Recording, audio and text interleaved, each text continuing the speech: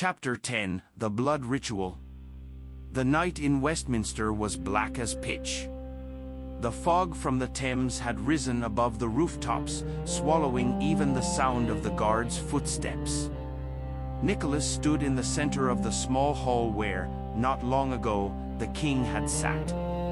Now the hall was empty, only him, Avellini, Thorn, and Bishop Richard de Vere. The guards had vanished. The shadows moved of their own accord. The bishop stood beside the altar, the very same one that had once been in the crypt beneath Grimvale and had now been brought here. The stone was covered with fresh runes, scorched by black fire.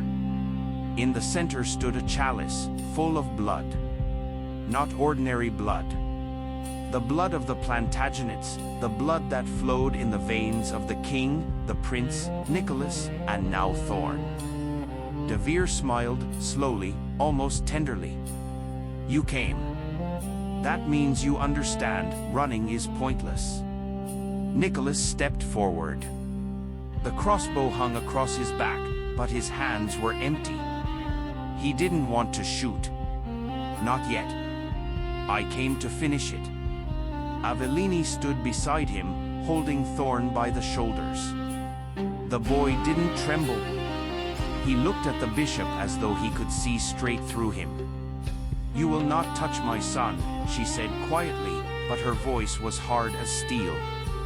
De Vere laughed, a dry sound, like the crack of bones. Your son is the key.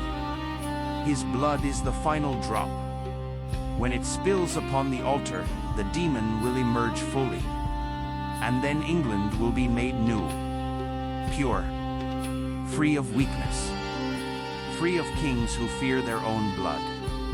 Nicholas looked at his son. Thorn, go to your mother. The boy shook his head. I'll stay. He's calling me. But I'm not afraid. The bishop lifted the chalice. Then let us begin.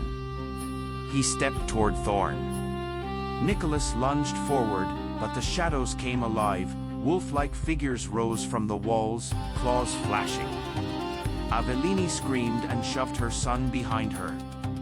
Nicholas drew his knife and slashed at the nearest shadow. It dissolved into black smoke, only for another to take its place instantly. De Vere began to chant in Necrolingua, the words Nicholas knew all too well. The altar stone trembled. The blood in the chalice began to boil. Thorn suddenly stepped forward.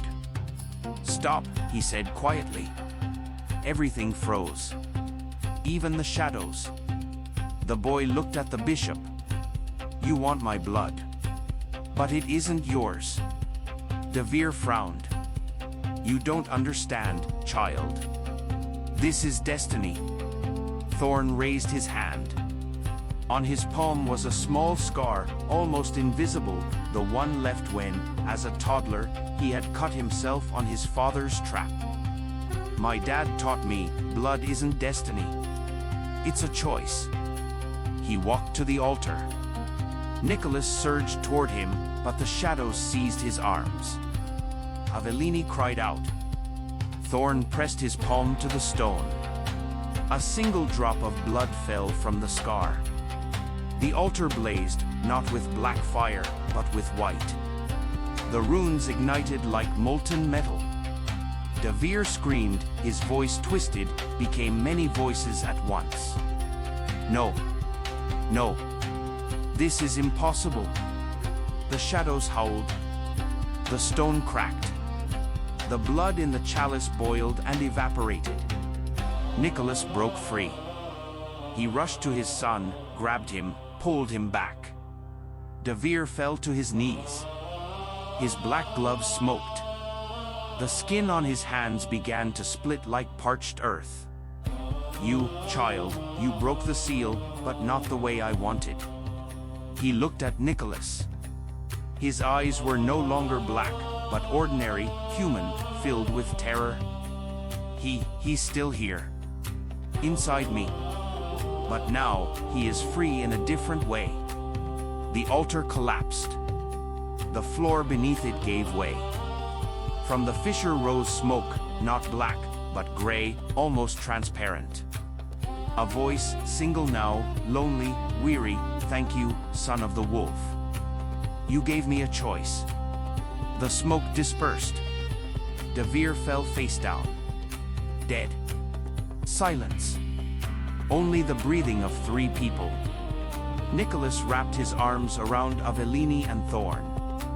Is this the end? She whispered. He looked at the shattered altar, at the blood that no longer flowed from his scars. No.